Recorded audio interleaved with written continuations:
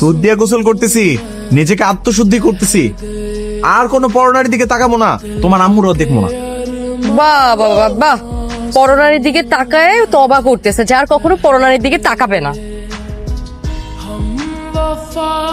আশেপাশে পরনারী কই? কেন, শ্রেয়া পরনারী না? প্রিয়া পরনারী? নারী তো। আল্লাহ, আচ্ছা ঠিক আছে, প্রিয়ার বয়সে কোনো নারীর দিকে আমি আর তাকাবো না, ঠিক আছে? প্রিয়া আম্মু, তুমি বাসায় যাও, যাও, টাটা। ওকে ডার্লিং, বাই বাই।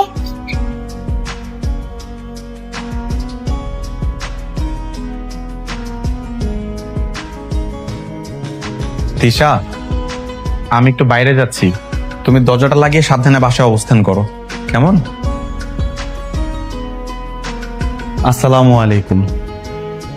ওয়ালাইকুম আসসালাম। আসসালামু আলাইকুম চাচা, যাবেন?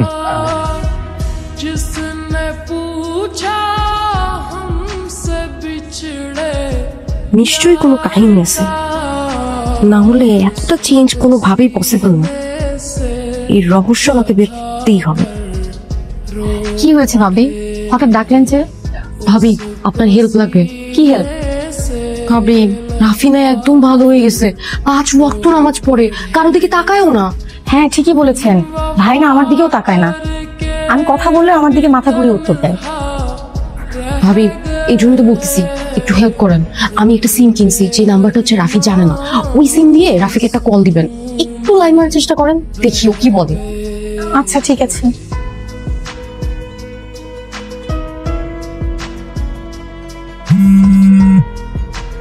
হ্যালো, আসসালামু আলাইকুম। ওয়ালাইকুম আসসালাম। এটা কি রায়ান সাহেবের নাম্বার? জি না, আমি রাফি হাসান বলছি।